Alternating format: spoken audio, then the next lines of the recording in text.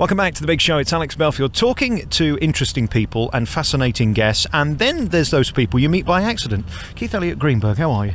Hey, it's great to see you again, Alex. This is kind of crazy, isn't it? Because there we were on a plane from somewhere miserable like Detroit to New York, and now we're sat here in Strawberry Fields in the centre of Manhattan in Central Park, remembering a man who you love very much. That's right. I was talking to you on this airplane, and you mentioned you usually don't talk to people on planes, but somehow I persuaded you to talk to me, and as we chatted further, we began speaking about John Lennon.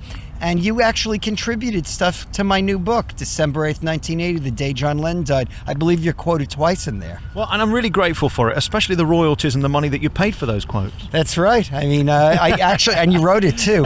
We don't want to say that. The reason that I was in that book is because I interviewed Cynthia Lennon a while back. And of course, you've kind of made it your life recently to understand John Lennon's life. What are your conclusions at this point? Well, my conclusions are that John Lennon was a very content man 30 years ago. I think he had attained this balance between being a family man and being a rock star. He had just put out Double Fantasy. The album was doing very well. It explained why he left the entertainment trade for 5 years to concentrate on his family, and now the music was flowing out of him again, and I think good things were ahead. Let's talk about his life then. His beginnings, of course, were in Liverpool, and he made it famous through the Beatles. But, of course, it was the stuff after the Beatles that he's remembered for. Yes, especially over here in the United States. And, yeah, I was in Liverpool recently and enjoyed it immensely. And I would never take away John Lennon's connection to Liverpool. Liverpool gave John Lennon his wit, his creativity, maybe his backwards logic that was so charming. But New York was the place he elected to live. And New York was a very untamed place at the time. And whereas other people, when they're settling down, would choose someplace else, John seemed to enjoy living a sedate life amidst the chaos. Everywhere seems to have a little piece of John, though. I mean, I was just in Montreal recently and sat on the bed where he wrote Give Peace a Chance. People love to own a bit of the Beatles, don't they? Yes, I think that it's particularly in John Lennon's case, people feel that John Lennon was part of them. You know, I first saw the Beatles in 1964 on the Ed Sullivan Show, like so many Americans. I was 5 years old, and from that point forward, I kind of felt that the Beatles belonged to me. And when John Lennon was killed 30 years ago, I was 21 years old. All four of my grandparents were still alive. My friends had not started dying yet. And I kind of took it very hard, and I think most New Yorkers did. Why did people care so much? And that's a very good question, because clearly we didn't know John Lennon personally, but we thought we did. And John Lennon bore his heart to us. You know, when he wrote that song Mother, about his mother dying on him and his father leaving him alone, and he's screaming in pain, he made himself as vulnerable as any musician I've ever known. Obviously, he ended his life here in New York, just yards from where we're sat now. What happened that day? Well, it was a very good day for John Lennon. A Double Fantasy had just been released, and John and Yoko had a photo shoot with Annie Leibovitz, the celebrity photographer. And that's the famous photo where John is curled naked around a clothed Yoko. What's interesting about that is Yoko, who in the past hadn't had many inhibitions, somehow hesitated before she disrobed. And she lay down with her clothes on, and John wrapped his body around her. And of course, he was dead later that day, so the photo stands out as a very haunting one. But later on, John Lennon was interviewed for 3 hours by RKO Radio. And during that interview, he spoke about the Beatles, he spoke about his life over the past 5 years, and he spoke about his hopes for the future.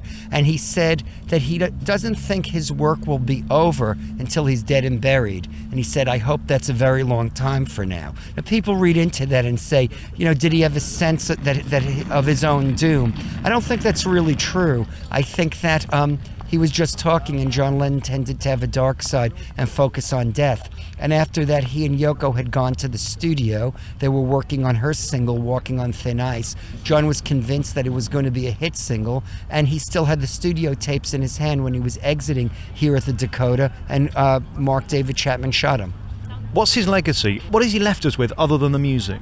Well, he's left us with the music, and he's left us with the desire to affect the world in a positive way. Now, John Lennon may not have been right about every cause, but he tried to use his celebrity to to enact change in the world, to become an advocate for peace. And he said that wasn't a very easy thing for him because he'd been a violent man when he was younger. But that's his legacy. And when you listen to his music today, it still rings true because all the flaws that existed 30 years ago still exist today. In Yoko's case, I think he found somebody who understood his artistic temperament. I think even among other artists, and the Beatles were certainly other artists, John stood out. He was weirder than them. He was just out there. And Yoko was more out there than him. So finally, with possibly the exception of his mother, he met someone who finally got him. What do we know about Mark Chapman? Why did he do it?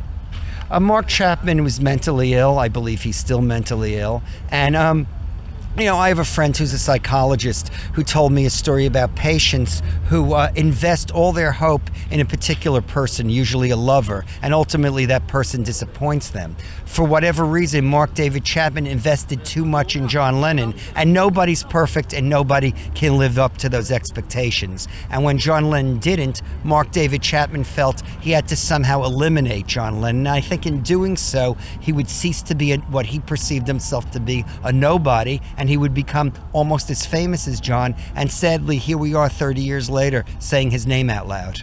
By the way, there's a man with his shirt off being pictured above the Imagine thing. Why would he do that? Because he has a tattoo, which is the cover of John Lennon's Imagine album. So he's standing there over the Imagine mosaic, which is a gift, by the way, to the city of New York from the city of Naples. And he has his shirt off and he's showing his Imagine tattoo. And this is just the start. By tomorrow at this time, he won't even stand out. That's normal, is it, around here? Yes, it is, yeah. Sorry, going back to the question then about his legacy and how we remember him today. When we look at Yoko, her music's so ridiculed by so many. I know it's respected by some, but I think the general consensus is she's a bit bonkers in a way. He was kind of going that way, wasn't he? Well, maybe it was good bonkers. And around the time in 1980, when him and Yoko Ono started churning out music again, John was listening to New Wave. And that included Lena Lovitch and the B-52s. And those were people who were directly influenced by Yoko. And he felt finally people appreciate Yoko. What I've known all along is finally becoming clear to the rest of the world. And as for the Dakota, just yards behind where we're sat now, is this the place to remember John Lennon here in Strawberry Fields opposed to outside the Dakota? I think this is the place over here inside the park. It's a peaceful place. Yoko contributed something like $1 million of her own money, worked with the city's parks department to create this sanctuary. She chose the trees that are here. We have the beautiful mosaic in the middle. And, we don't want to stand on the corner underneath Yoko's window and disturb her or disturb the other residents of the Dakota. We'd rather remember John right here. In summary then of John Lennon, his greatest song was? Well, people say his greatest song was Imagine, but you go through the whole list of songs. Give Me Some Truth, even Crippled Inside, which is a very revealing song. So I'm not so sure I can name his greatest song. I think you have to look at his body of work and at his legacy. And his legacy did not end on December 8th, 1980. It persists to this day. And if you look around here in Strawberry Fields, you see that. And do you think very finally he came to terms with those demons over his aunt and the family stuff that troubled him so much? I think that John Lennon did come to terms with his demons, and he had righted the wrongs of his past. He had been a poor father to his oldest son Julian, and he had made up for it with his son Sean, and that's evidenced by the fact that anyone you meet who knows Sean Lennon will talk about what a well-adjusted young man he's become. Keith Elliot Greenberg is the author of a brand new book, The Day John Died, and a tremendous read and a new insight really into something that's been much discussed. Why you then? Why did you get to write this book, and why are people interested in reading it? Well, when I first decided to write the book, I was discussing the entire topic of John Lennon's death with my editor at Backbeat Books, Mike Edison, and we were talking about how sad it would be if people forgot what New York was like 30 years ago. As you may be able to tell by my accent, I'm a lifetime New Yorker. My parents were benevolent enough to raise me in Queens, and New York was a very different place, and I feel that I took a snapshot of that city, and that was the city I loved, and it was the city that John loved, and that's what I tried to convey. Keith, I'm so glad we had a chat on that plane a year ago, and thank you for putting me in the book. I'm very grateful, and to sit here today by this beautiful tribute to John is tremendous 30 years on. Thank you. Thank you, Alex. It's great to see you again.